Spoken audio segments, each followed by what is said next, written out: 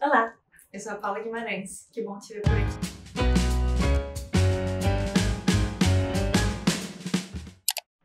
Eu tava com vontade de fazer esse vídeo faz muito tempo. Eu não sei se vocês são assim, mas eu leio livros por fases da minha vida. Eu entro numa fase, eu leio um livro que puxa outro, e aí eu fico naquele universo por alguns meses. E tem uns anos que eu entrei na fase de livros sobre criatividade, processo criativo e psicologia em torno disso. E essa fase me gerou, assim, os livros que eu mais amo nessa vida, aqueles que eu li, reli mais de uma vez, comprei para dar de presente. E hoje eu estou muito feliz em dividir essa lista que foi desenhada com muito carinho com vocês. Então é isso, livro sobre criatividade que vale a pena a leitura. O primeiro da lista é o livro Criatividade S.A., do Ed Catmull. Ele foi um dos fundadores da Pixar, o estúdio de animação que fez Toy Story. E esse livro é contando esse processo de criação da Pixar. Então, ele fala sobre como transformar os valores dele, do grupo de fundadores, e os seus processos criativos de uma coisa pessoal para uma coisa coletiva. Ele tem um certo tom de história de pequena empresa que virou um grande sucesso. Mas o que eu realmente gosto desse livro é que ele tem uma certa vulnerabilidade que não é muito comum nesse meio. Ele não é instrutivo, ele fala da história dele e como as suas questões mais internas refletiram na vida de outras pessoas. E eu sinto que o Ed Catmull, ele tem uma coragem de se apresentar como ele era na época, com suas inseguranças. Claro que com uma edição que faz ele ficar bem na fita, mas tem umas histórias e uma autenticidade que é muito gostosa de ler. Se você gosta de animação, então, você vai gostar mais ainda, porque ele fala histórias particulares por trás dos filmes que a gente ama. Tem até uma história de como eles quase perderam todos os arquivos de um filme que estava na produção. Então tem essa coisa mais acessível de um mundo que parece pura magia. O segundo livro que eu tô recomendando, eu acabei de ler essa semana, e ele se chama Grande Magia, da Elizabeth Gilbert. Ela é autora de Comer, Amar e Rezar, e ela escreve um livro completamente não científico, nem autobiográfico sobre criatividade e sobre como viver a sua vida mais criativa, seja o que isso significa para você. Não é voltado especificamente para escritor, pintor ou as áreas ditas como criativas, é mais como você integrar o seu lado criativo na sua vida. É uma compilação de conselhos, mas conselhos com propriedade. E não porque ela é uma autora bem-sucedida, mas porque ela também passou e passa por muitas das questões e obstáculos que todo mundo que já tentou trabalhar com a criatividade passa. Então, ele é um pouco mais instrutivo do que eu estou acostumada. Eu não gosto muito de livros que te dão instruções diretas, mas ela faz isso de uma maneira muito leve e quase sarcástica, que eu gosto. Eu gosto, com toda sinceridade, porque tem quase um quê de místico. Ela fala umas coisas que são muito não práticas, mas que fazem sentido, ou pelo menos fizeram sentido para mim. Por exemplo, tem uma parte que ela fala que a gente espera uma permissão externa para ser criativo. Seja um diploma que fala que você agora é designer, seja um cargo que valida que você entrou naquela área criativa, seja um prêmio para você se sentir validado que a sua criatividade tem espaço no mundo, seja publicando um livro, caso você seja um escritor.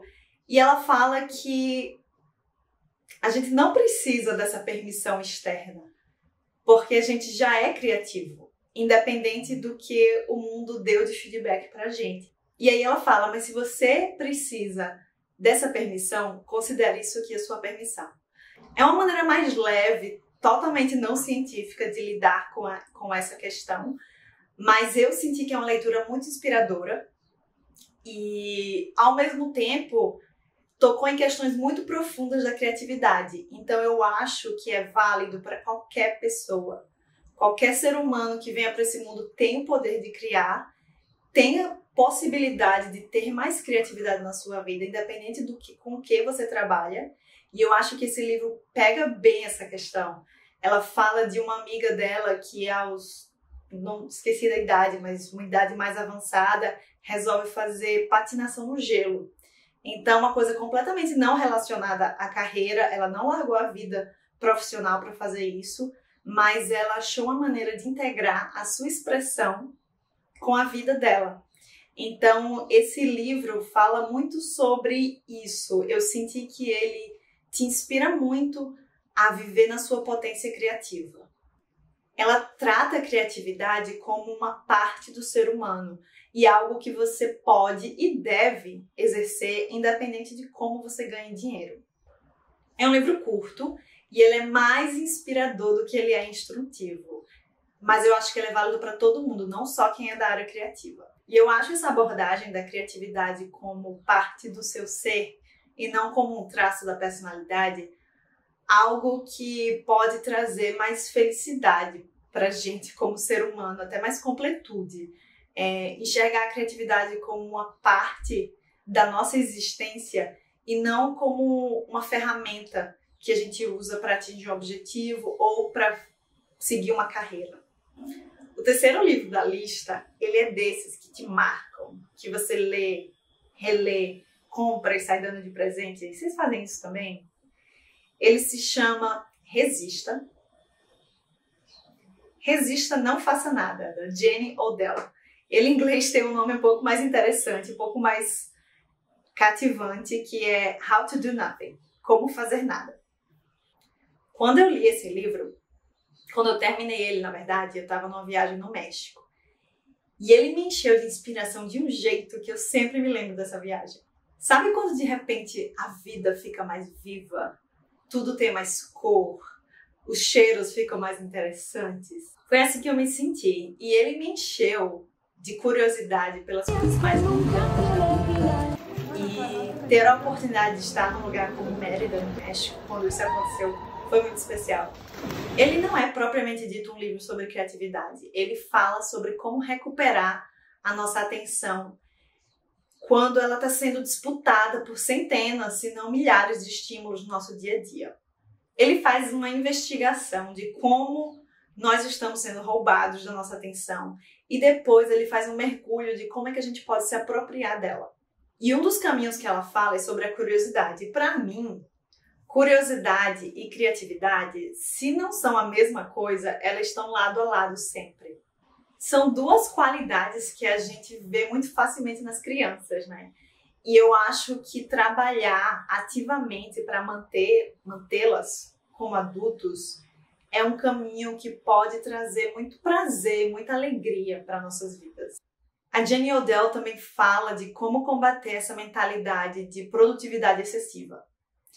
Todos os pontos que ela traz nesse livro, eu acho que são questões que todo mundo que está inserido no capitalismo e tem acesso à internet consegue se identificar. É algo que tem que batalhar conscientemente para não deixar consumir a sua vida. A questão de estímulos excessivos que não são necessariamente aonde a gente quer dedicar nossa energia e atenção. A questão da ideia de produtividade excessiva que termina colocando um padrão que vai muito além do que o nosso corpo pode dar. Eu acho que esses pontos são vitais de se olhar com muito carinho. Se você vive, e você provavelmente vive por estar assistindo esse vídeo, nessa vida tão conectada. E o mais legal para mim, o que é uma questão muito importante com livros com temáticas tão densas, é que ele tem um tom de esperança. Ele tem um tom positivo. São questões muito sérias, mas que são tratadas de maneira leve e que te deixam inspirados a mudar. Eu amo esse livro. Antes do quarto livro da lista, eu vou fazer um disclaimer. Eu queria muito só trazer títulos que fossem disponíveis em português. Eu até excluí alguns da lista porque eu não achei aqui disponível no Brasil. Mas esse próximo livro é uma exceção. Porque, infelizmente, eu só achei ele disponível em inglês, mas eu preciso falar dele. Então, se você lê inglês e você tem interesse na área da criatividade, dentro da psicologia, esse livro é incrível. Eu vou precisar dar uma roubadinha para saber falar o nome dele. Ele chama Creativity, do Mihaly Csikszentmihalyi. Ele é um psicólogo húngaro que dedicou toda a sua carreira para o estudo da criatividade. Ele fala muito sobre o estado de flow, que se disseminou muito nos TED Talks da vida, que é um estado mental que alguém está exercendo uma atividade e ela está tão presente naquela atividade que ela, literalmente e neurologicamente, ela não sente o tempo passar.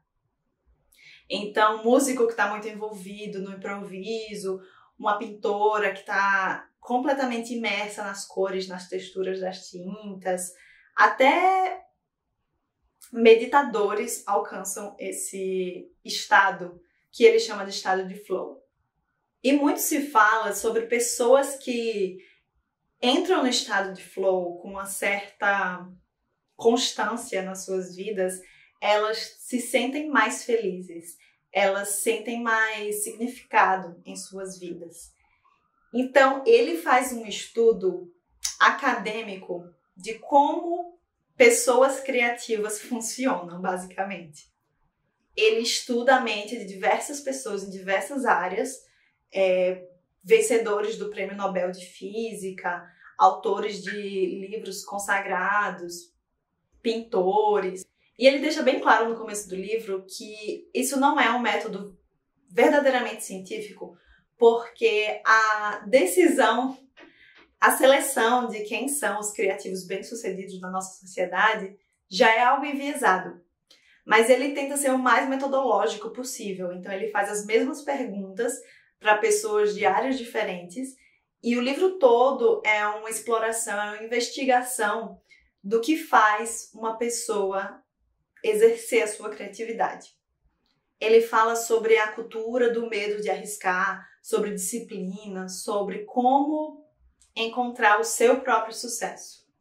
Tem uma parte que eu amei, que ele estuda até se há uma rotina ideal para a criatividade.